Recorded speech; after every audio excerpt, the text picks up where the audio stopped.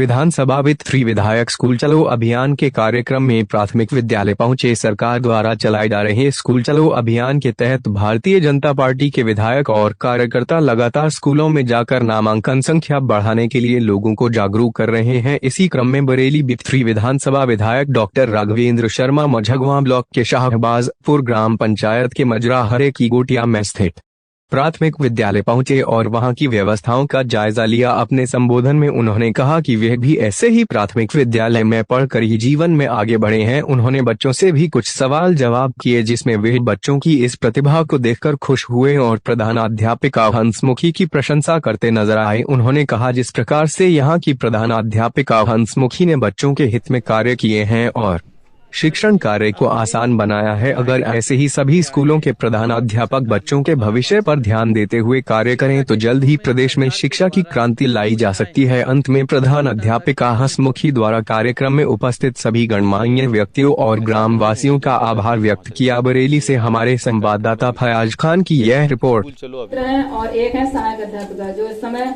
Board परीक्षा में उनकी ड्यूटी लगी विशारदगंज में, वहाँ पर मौजूद है। तो मैं ये आप लोगों से ये चेक करें, अगर हम काम नहीं देते हैं, उनका काम हम नहीं जांचते हैं, तो आप हमसे इस बात को कहें आकर। लेकिन आप अपने बच्चों को, जो स्कूल आपके गांव में है, तो आप यहाँ पर मतलब एडमिशन कराएं। और इस बात को आप लोग खुद भी जानते हैं कि हम गांव में जाते हैं, रैली भी निकालते हैं, आपके घर घर जाते हैं, बच्चों को भी बुलाने जाते हैं जब बच्चे नहीं आते हैं।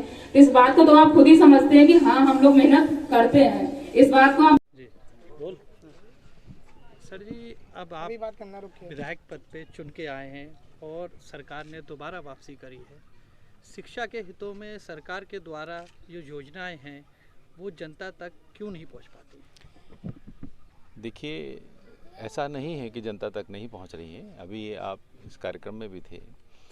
स्कूल चलो अभियान चलाया जा रहा है। मेरे जैसे सभी जनप्रतिनिधि सुबह सुबह छोटे छोटे स्कूलों में जाके, आप समझ सकते हैं, हर्रे की गोटिया का ये प्राथमिक विद्यालय है, बहुत छोटा सा स्कूल है। वहाँ पे भी हम करीब 1.5 से 2 घंटे आपने देखा समय दे रहे हैं। यहाँ के ग्रामवासी आप देख रहे हैं, सबको समझा रहे हैं। धीमे धीमे ही ये बहुत स्लो ग्रोइंग, धीमे धीमे चलने वाला प्रोग्राम है, क्योंकि इतने वर्षों से पुरानी सरकारें रहीं, उन्होंने कभी चिंता नहीं की। अब हम लोग ये बहुत ही इंटीरियर गोटिया जैसे जो छोटा गांव का जो मजरा होता है, उस तरीके की जगह पे हम लोगों ने स्कूल्स बनाए हैं और वहाँ जाके भी अपना, मेरे जैसे सभी जनप्रतिनिधि समय दे रहे हैं। गांव के प्रधान को, ग्रामवासियों को इकट्ठा करके शिक्षा का प्रभाव समझा रहे हैं।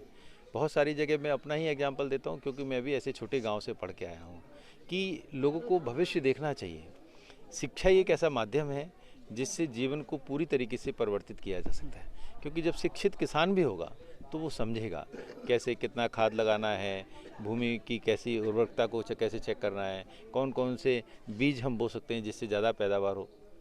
शिक्षा एक बहुत बड़ा माध्यम है। डेवलप्ड कंट्री में और डेवलपिंग कंट्री में मेन जो डिफरेंस है वो केवल शिक्षा है। तो शिक्षा के लिए सरकार पूरी तरीके से प्रतिबद्ध है और निश्चित ही हम लोग सब जुटे हुए हैं। बहुत सारे बच्चों को स्कूल में लाने का प्रावधान कर रहे हैं। सभी बच्चों के लिए इसीलिए भोजन की व्यवस्था की जाती है, उनकी बच्चों के लिए ड्रेस फ्री की जा रही है, उनके लिए जूते फ्री दिए जा रहे हैं। निरंतर प्रयास है। निजी विद्यालय के मुकाबले जो सरकारी विद्यालय है उसमें नामांकन बढ़ाने के लिए सरकार क्या प्रयास करेगी या क्या कर रही है? अभी मैंने आपका उसी का जवाब दिया था। निजी विद्यालय की जो बात करते हैं, आपने इतने छोटे गांव में कितने निजी विद्यालय देखे हैं? निजी विद्यालय हमेशा उस जगह खोले जाते हैं जहां संपन्न लोग रह रहे हैं, जहां पैसे वाले लोग रह रहे हैं। तो वहां के लोग ऑलरेडी, उनके जो माता पिता हैं वो पढ़े लिखे हैं, वो शिक्षा का प्रभाव समझते हैं। इसलिए वहाँ पे बच्चे जो जाते हैं, एक बार जाने लगते हैं तो वो उसकी निरंतरता बनी रहती है।